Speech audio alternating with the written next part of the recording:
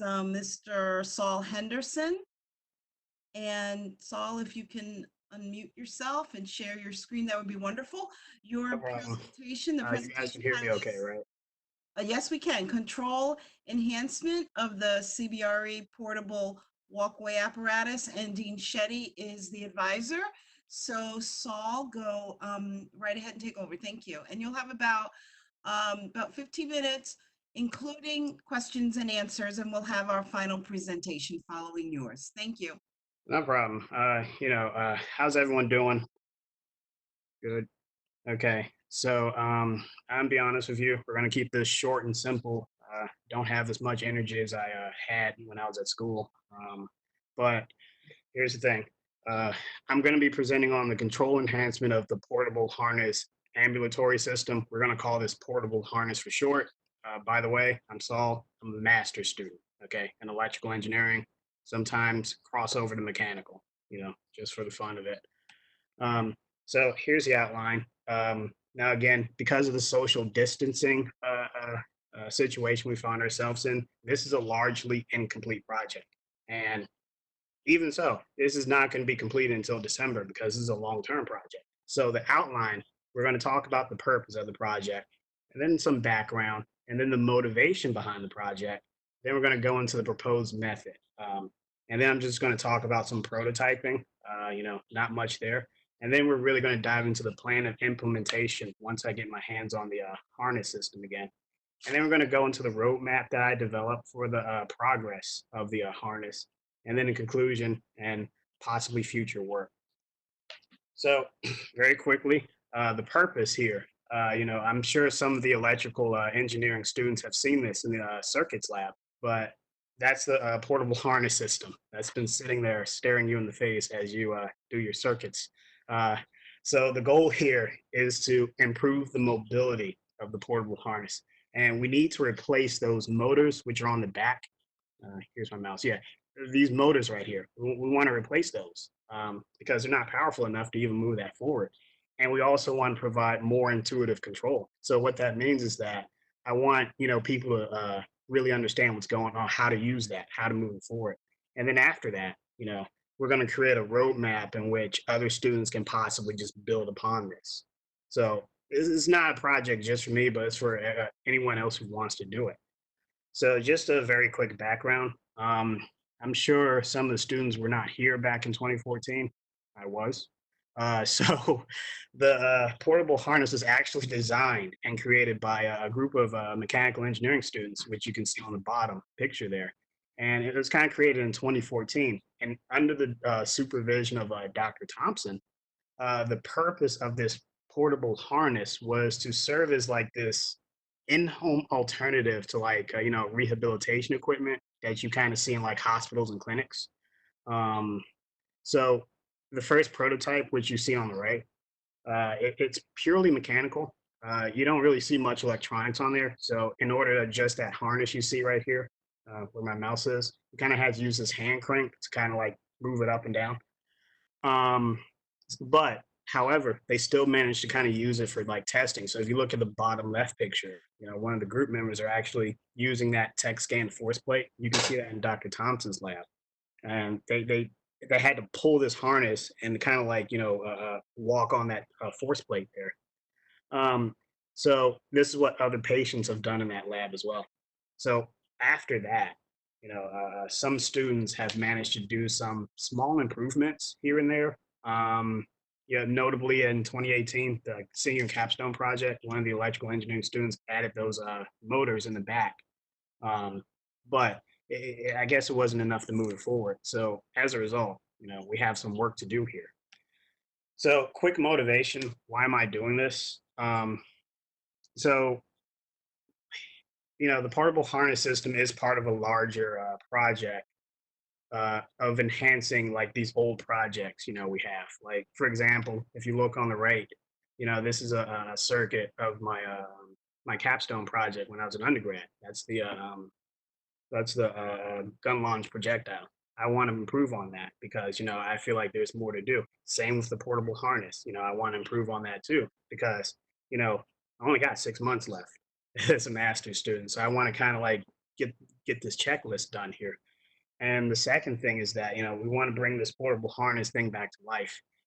Some students look at it and, it doesn't seem like much, but I think there's a lot of improvements that can be done there. The third point, and this is actually bouncing off of Carla's presentation earlier today about, influencing middle and high school students and community college students. I've been to almost every event where we had middle schoolers and high schools come to our labs, and I had stuff to show them. But you know me, it's just I it's just not enough to show them. There's more stuff I have, and you can see there's a picture of my lab down here. You have the mass spring damper system on the table, and you have that robot in the far back. Some of you have seen it before. I don't think others have, but I want to add on to projects to show these kids. And then I want to make a contribution to the mechatronics lab and a contribution to the understanding of, these just concepts to solve a problem. Because when I joined the engineering program, mechatronics is the first thing that comes to mind when I think of engineering. So I'm trying to get these ideas off my head while I have 6 months. Um, so let's jump right into it. So this is the proposed method and just some constraints, that we ran into here. So again, we want to enhance the motor system of the portable harness. So in order for us to do that, we have to replace those current motors that's on there. It's not strong enough to move it. So we need to have bigger motors to push that thing. And the computer that's used to control it is currently a Raspberry Pi. Now that's popular, but I think that some other students are more familiar with the Arduino. So we're going to have to replace that Raspberry Pi and control the motors with an Arduino because people can learn that fast. There's currently a 24-volt motor that's installed in the back of the harness. That's kind of like that kind of adjusts the position of that harness that you put on your chest. So that usually requires like an external power supply to kind of control that motor. We're not going to touch that right now, but later on we will. As far as control goes, we're going to use an open loop control system. Basically, what that means is that, something happens as long as you press a button. Okay, that's layman's terms. That's what we're doing there. So we're going to use a joystick to just move that forward and move it back. Okay, and after we do that, after I see that working, then we're going to jump on this roadmap that I'm going to show you later on in the PowerPoint. So it's just some constraints. The motor must be strong enough to move at least 200 pounds, and it has to operate at a safe walking speed. Um, I prefer the motors to have like encoders inside. So encoders are basically like a way to kind of measure the position and speed of the motor, which is what I would love to have. The microcontroller, which I picked as the Arduino, that's easy to learn by other students so they can improve on that. Um, the motors must be controlled by the Arduino. Um, that's just there's no way around that. That must happen. Um, a motor controller circuit will be used to kind of like control the motors and protect the Arduino because the Arduino is a small power device. Okay, it's only powered by 5 volts. The motors can put out like 12 to 24 volts, sometimes 35 volts. That can fry the Arduino. You need to protect that. That's the brains. So a large external power supply will be required for the motors and the motor control. So this is what I'm working with here. So just like I said earlier, these are chosen electronics. We're going to use the Arduino Uno. It's popular and there's many ways to program it. We're going to use 12 or 24 volt gear motors. Based on the person who presented before me, which was Victor, I'm pretty sure I can just walk up to him and ask him, hey, Victor, which motor should I use? But I could do that, but I'm going to learn this myself. So then the next, we're going to use this motor controller, by Siren. This motor controller can control the motors and take that current that the motors usually draw when they're operating. And then, of course, the external battery for the motors. So these are just some prototypes. The point of these prototypes is to try to understand the interaction between sensors, motors, and I guess the microcontroller. Because as I've learned from my capstone project, anything can go wrong here. So the first prototype up here, it's not much, but we're just trying to see how these interact with each other. I got the sensor, microcontroller, and the motor controller and the motors which are attached to the wheels. My biggest finding from that is that, if you go on eBay and just buy, electronic wires and they're flimsy, that's the difference between an A and an F. That almost happened when I was an undergrad. So same thing happened here.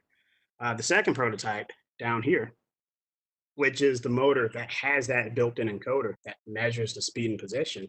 I wanted to see how the encoder will actually kind of operate when I program the Arduino. So my major finding there is that it works, but but the tricky part is you have to understand what you're doing with the code in order to efficiently calculate the speed from the encoder. So this is what I got from the prototypes, and this is the best way not to touch the portable harness and mess it up. So plan of implementation again. I'm at home. The portable harness is at school. All the way across town. So what I plan on doing is trying to first figure out how in the world I'm going to place these components on this harness without anyone having an accident or knocking it over. So if we look on the right side of this screen right here, the PowerPoint, whoops, go back. Yeah, so this is just a generalized schematic. Uh, you see the microcontroller in the center. This is going to be the brains. When you have a battery source, it's not really going to be AA. It's going to be like a battery pack. Um, this battery pack's purpose is to power the microcontroller, the motors. Again, the motors are really power hungry, so we're going to need that really large battery source. Um, and I didn't attach here, but we need a joystick to, of course, control the motors.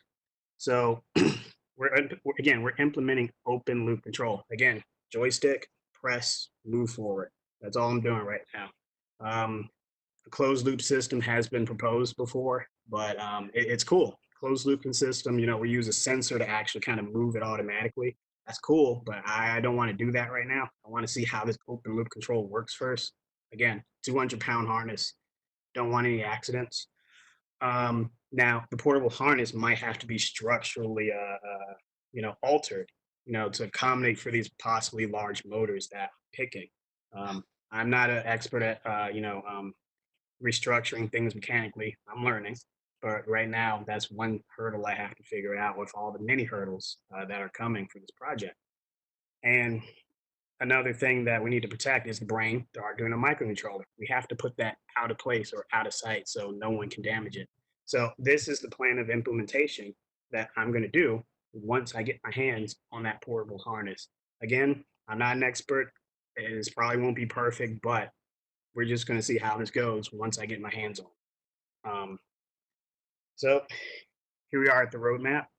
Now, this roadmap is based on how the open loop system that I talked about last time will perform. So, in one of the reports I've read from a previous Xerox report, the group has actually, laid out kind of a roadmap or just an outline of what they wanted to do, and that's on the right here. So they wanted to use sensors like position sensors and tilt sensors to kind of like move this. Um, However, they also wanted to employ communication, which is the XB transmitter and receiver. So they're literally using sensors, communication devices, and actuators to kind of move this forward. So based on that, here's my roadmap. After we do the open loop system, then we're going to work on a closed loop control system using the sensors. Then we're going to employ the wireless control. And then we're going to do some data analysis and acquisition of the portable harness. We're going to see what's going on, how much force the patients are applying to the harness, or how fast they're moving. And then we might do some structural improvement. So basically, these are just some projects that other students can do in the event that, I'm not here anymore. So that's the roadmap. So quick conclusion, you know, again, very incomplete project. This is as incomplete as you can get, but this is a very long-term project.